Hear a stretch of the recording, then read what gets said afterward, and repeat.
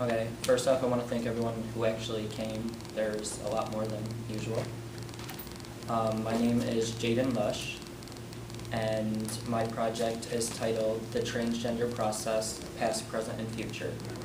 Basically, I'll be telling you guys my experience, my personal experience from what I've been through in the past, where I am today, and what I plan on doing for the future. If you have any questions, please hold them till the end because I may answer them as we go. Okay. So I was born in Rome, New York on March 15, 1991 at 6:20 p.m. My mom is Wendy Kozowski, and before she had me, she didn't ask the doctor what my sex would be. She just waited. She hoped for a boy, and she bought things for a boy, and she picked out a name for a boy without even knowing that she was going to have a boy. Little did she know that I would turn out like this.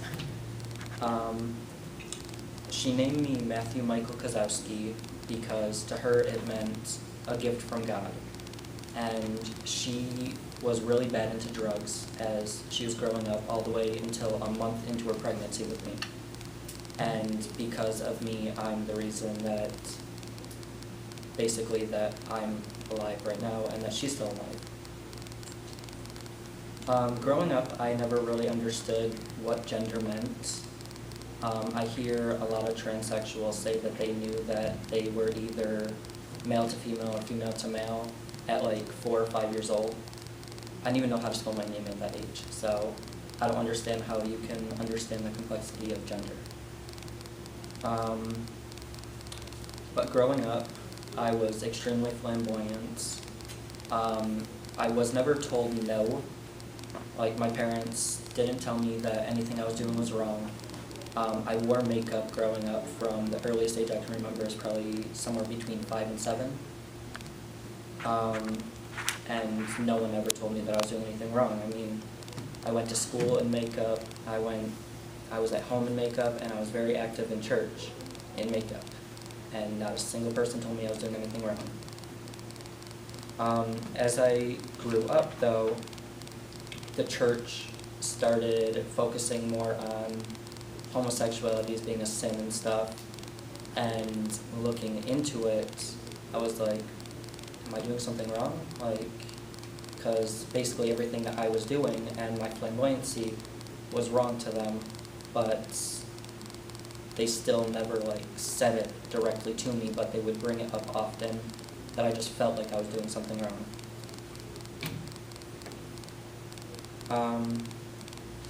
I have a quote by Eugenia Zuckerman from her book, In My Mother's Closet. My mother's closet was a sanctuary and a crystal ball, a place in which I escaped the world, and a place where, through the scrim of my mother's closet, I envisioned my future self. In my mother's closet, my senses came alive. The smells of perfume, shoe polish, wool, leather, the feel of satin, velvet, silk, chiffon. These things had the power to invoke dreams and fantasies. And although it was not forbidden, I was always afraid to enter it. Afraid of what? Being caught?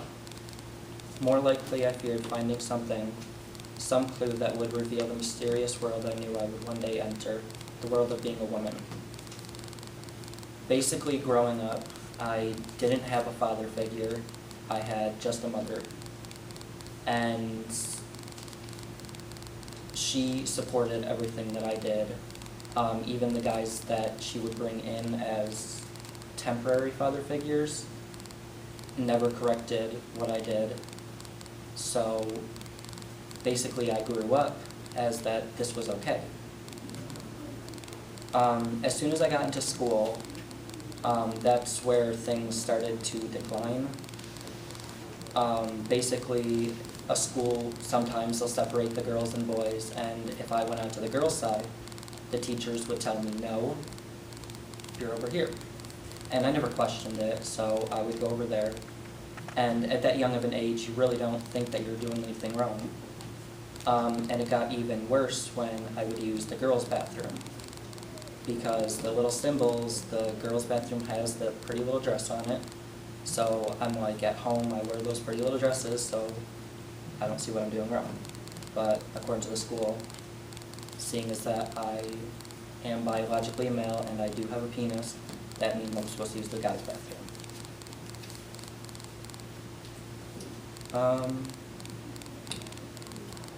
With the whole church and school continuously, as I was growing, telling me that I was doing something wrong, I started to feel ashamed of what I was doing, and I kind of backed off of everything. I stopped wearing makeup because I was being told that that was wrong. I stopped wearing girls' clothing. Just anything that would connect me and women together, I just cut off completely, because I didn't want people to outcast me as they already were. When I hit puberty, this is when everything just went downhill. I pretty much looked like a girl all the way up until puberty. I was really thin, I had really long hair, and on top of that I was wearing makeup. So even though I looked like a girl, all my documents said I was a boy, so in society I had to be a boy, even though that I really didn't want to. I noticed changes as early as 10 in puberty. I know that you can't really pick when puberty starts, like pick it out, but just thinking back on it, I noticed a lot of changes. I did look like a girl, but face hair started to come in back when I was in 5th grade, and that's pretty young for puberty to start hitting most boys. In 5th grade, middle school more is a section. In 5th grade, I started to notice that I had feelings for boys. I knew what it meant to be gay, but I didn't feel like I was gay, if you guys understand what that means. Because the church kept harping on homosexuality and telling me that I was doing stuff wrong, I lost my faith and I just stopped going to church. In 6th grade, that's when major dysphoria started, and dysphoria is basically just like a fear of something about yourself. And I began what is called tucking, which is to basically imitate your genitals as a woman's. And I would do that because, not just to hide it, but it was a comfort thing to me.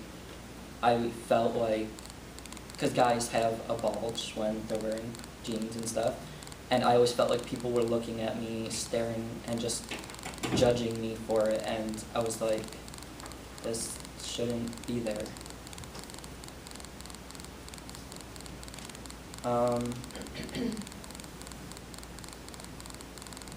I also began to notice my sister's changes.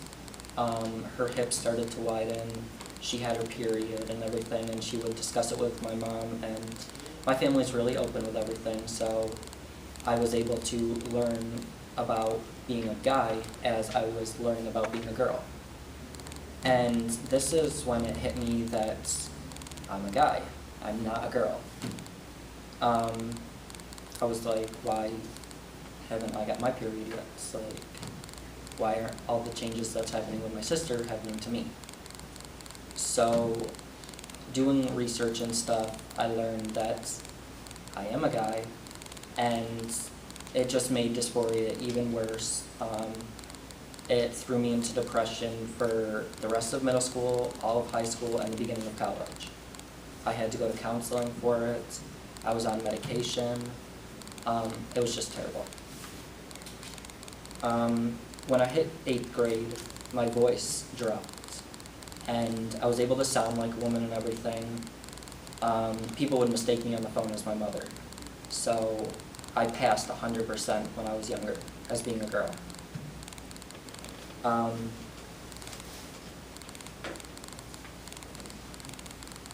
In 8th grade, I started to kind of go back to my roots of where I was. I started to experiment with makeup and being a woman again, but I would only do it in the privacy of my bedroom. I no longer did it in my home. I was afraid of what my parents would think, of what my siblings would think, even though that when I was younger they all accepted it. I was older now, and from school and church, I just felt like I was doing something wrong. The Halloween dance is one of the turning points to where I was like, I am a woman. We got to dress up, and my sister had the idea that I would come to school as a girl. So I was like, why not? Let's give it a shot. All day, everyone thought I was a woman, until they saw my hairy legs, because I hadn't started shaving.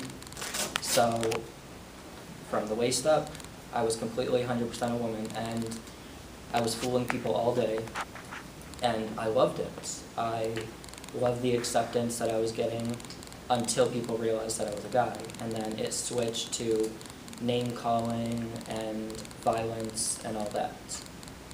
And after that, I still wore makeup a little bit. I mean, I did the whole eyeliner thing, which was typical with even some straight guys. But I never went back to where I was, because I was always afraid. Then we get into high school, the horrors of high school. All throughout high school, since 8th grade, so middle school, people claimed that I was gay. I didn't have a chance to even come out or defend myself or anything. So naturally, because I didn't feel like I was gay, I denied it. And this only made things worse. The more and more that I kind of just ran away from who I was, the more and more that it affected me, and I began to act out. I was always a really good kid. I was an ace in school all the way up until high school, very active in the community, church, just everything. When I started acting out, I did everything that I could basically to get attention. And that just ended up getting me suspended 3 times and then expelled. Because I was acting out not only in school, in the community, by stealing and just anything that you can think of, I was doing. I was forced into counseling, and at first I didn't really want to go into counseling. I didn't want to talk to people. No one gave me a chance before, so why was I going to give someone a chance now? But because I was forced to, it was either my choices were jail or counseling. I chose counseling, and opening up to someone really helped. It helped me to discover who I really was, and it just helped me be more secure in who I am. And I was actually happy after my 6 months was done. I straightened out, but I was still kind of a little bit back and forth between trying to be good again and being bad. So I switched all the stealing and acting out and replaced them with drugs, which wasn't a healthy alternative. But most people that are at a decline will replace that decline with something else. And that's exactly what I did. And I'm not going to get into what kind of drugs I was on, but I was on drugs all the way up until I was 20 years old, which was like a year and a half ago. And it was kind of a big downhill part in my life. I just stopped caring about everything, and I just hated everything. I never thought of suicide, never once. But I knew that people didn't understand me, so I took it out on myself. When I was in 11th grade, I was tired of people telling me that I was gay and how much of a faggot I was. So I was like, you know what? I'm gay, okay? Just stop, okay? At that time, I was in a program called JROTC. It's the military program up at RFA. Just picture it with me. A buzz cut and a caterpillar mustache. Okay. That was my way of trying to fit in as being a guy. that was how I was trying to look like a guy. Terrible, terrible idea. All them photos are burnt.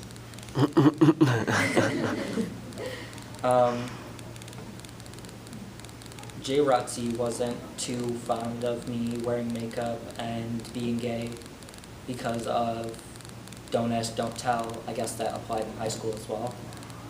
None of my teachers supported who I was, and none of the students. I was basically alone in the school. I didn't have friends. I was alone, but I knew that it was my obligation to graduate high school, so I sucked it up and I went through it, hating everything. In 12th grade, I ended up rebounding again, and I started acting out again, which this time I didn't get into trouble, but I didn't graduate on time, which was the biggest mistake to date. After high school, I just felt free. I didn't feel like I was trapped anymore. I picked a college out that would be more accepting of who I was, so I picked Utica College because I know that Utica is a diverse community. I got in, but tuition is so high there, I didn't go. By the time I applied at MVCC, they told me that the semester already started and I'd have to wait. Those had to be the most boring 6 months of my life. Even though I was used to being alone, I always had people around me.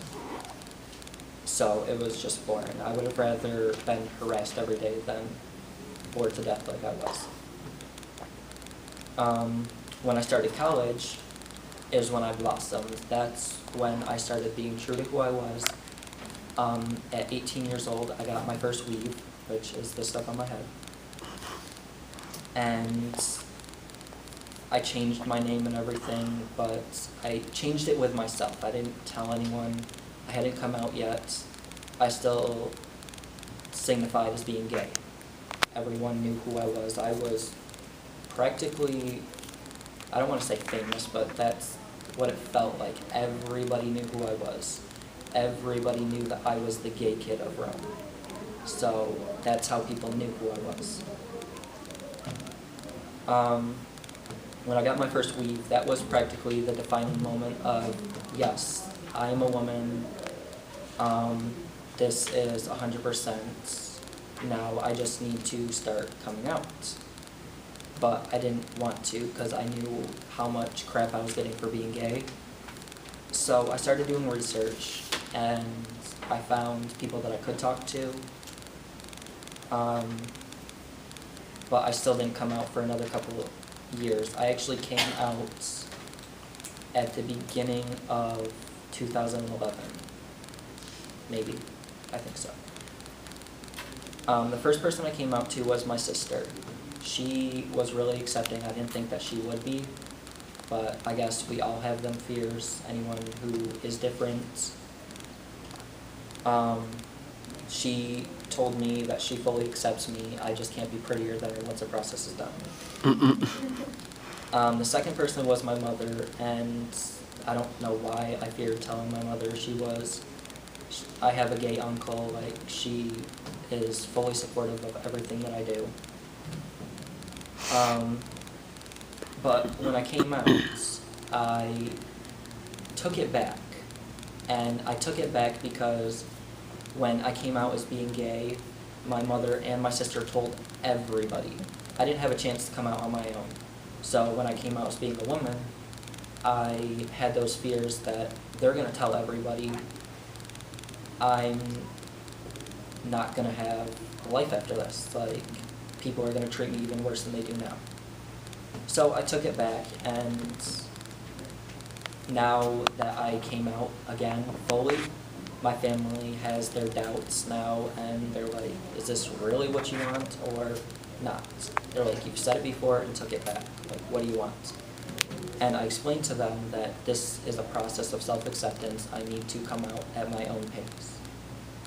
And I believe it was the beginning of this semester is when I fully came out. I came out to the student body, my family, friends, and surprisingly, I got a lot of acceptance for it, which I didn't expect. People still make fun of me. People call me a faggot. People will call me a cross-dresser, drag queen, whatever.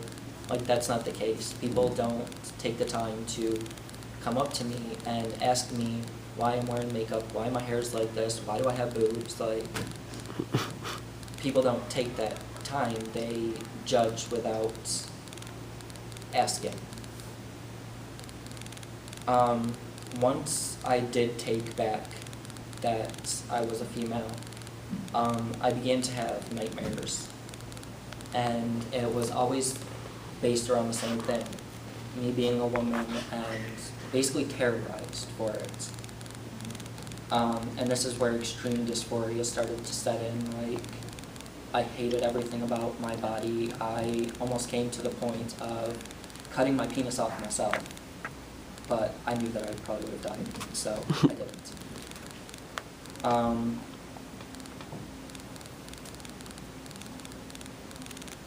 So I finally changed my name, and it's not legal yet, but I changed it to Jaden Christopher Lush. And most people, when they're transitioning, they'll keep some form of their original name and kind of alter it to make it feminine. So my family's like, why don't you just turn Matthew into Michelle or Maddie or something like that? I was like, no, I don't like either of them. So I thought about it for a long time, and I came up with 3 names that meant something to me. Jaden was the name that I wanted to name my first daughter. But I don't really know if I want kids, so I kind of adopted it for myself. So if I do have a daughter, I'm going to have to think of something else. Christopher, I know, is a guy name, but the person that I got it from, Chris Crocker, you all know who that is, do you? Yes. Leave Brittany alone? Oh, yes. Yes. I thought he was crazy when that video first came out, but it got me intrigued on the rest of his videos because he was one of the first transgender individuals that I saw. So watching his videos, now he has like 300 videos, he's become an inspiration to me to be able to come out. So that's where Christopher comes from. And then Lush comes from my biggest hero since I was little. His name's Matthew Lush. Probably not many of you would know who that is, or any. But he helped me be able to accept everything that was going on, and just that I knew that someone out there was kind of similar to who I was and I could relate to at a young age. So that's where I got my name from. In February, I began laser hair removal. Laser hair removal is absolutely horrible. I wish that I didn't have body hair, but I am almost full-blooded Italian, so it's everywhere. Literally from my eyebrows and every surface of my body to my toes. And when I say every surface, I mean every surface is being lasered. And it's kind of like this, I don't know, it zaps you. It's very painful, and it kind of like shoots these ice crystals at the same time to cool it down, but it doesn't cool anything. It's hot as hell, burns you. My next appointment is in like a week, so I'm kind of fearful to go to that since my last appointment they raised the level. So I fear that they're going to raise the level again, which, I mean, it'll help the process along a lot faster, but no. In April, I began counseling with help from Dr. Chrisman. I ended up finding a counselor in Syracuse, and I'm not going to give her name because I don't know if I can. But I began counseling April, the first Friday in April. And we started what's called an assessment. It's 92 questions, and at the end of the 92 questions, which will take roughly 3 months to whenever to complete,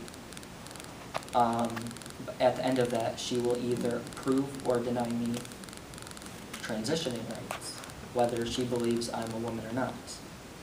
and I'm really hoping that she gives me them papers because that's the only reason I'm staying in this town. I planned on moving as soon as I graduated, but it wouldn't be practical to have to drive back and forth.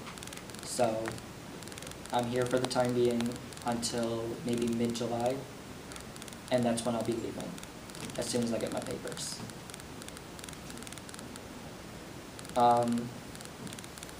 Now that I've come out and my family is accepting, they're having a hard time with being able to refer to me as a girl or changing my name, but they accept what I do.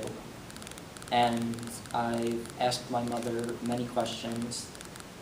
She taught me how to properly pee, which is why I don't understand why girls pee on the seats. But she's been teaching me many things about what it means to be a woman, how things feel, emotions, like what it's like to have these body parts that a man doesn't have. And she's really supportive. I have to say that she is the most supportive person for me. She takes me anywhere I need to go. I'm practically priority to her over her other two children. And I know that sounds bad, but every parent has their favorites, whether they want to say it or not.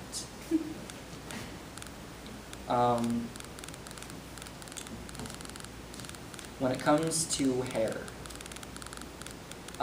you guys have noticed that I don't shave every day. I will come in here sporting a beard and just not care. I still refer to myself as a woman. I will still use the girls' bathroom, whether my beard is touching my knees or not. The guys in here will understand what I'm talking about. Shaving, especially the face. Girls' legs are absolutely nothing. I don't want to hear any complaints from that. When you shave your face, it is absolutely terrible, and especially when you're transgender and have to shave every single day, it becomes more of an obligation rather than just who you are. I felt like I was a slave to having shaved my face, so that's why I started laser hair removal. The final thing I'm doing for my present time is I have roughly 2 more months to decide whether I want a child or not. When I start hormones, it'll kill off my sperm. So I need to decide whether I want a child or not because I have to donate. I don't know how I feel about that. That's a lot that I'll have to sit down and think about. But that's for present. Future is what I'll be looking to after I graduate. I do plan on finishing counseling this summer. After that, I will begin hormones. There are 3 different types of hormones that I could be taking. I could be taking a combination. Estrogen is a definite. That's the main female hormone. And I would be using that for the rest of my life. It's not like I'd be using it until I'm finished transitioning. I have to use it for the rest of my life. Progesterones. That's basically to help mature. It'll basically set me through puberty of what a woman would have went through. It will start moving around body fat. It'll help my boobs to grow and form.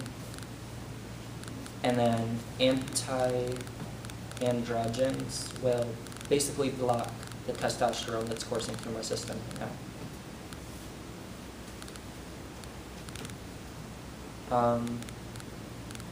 After I finish counseling, it's mandatory that I wait a year before I start any surgeries of any kind.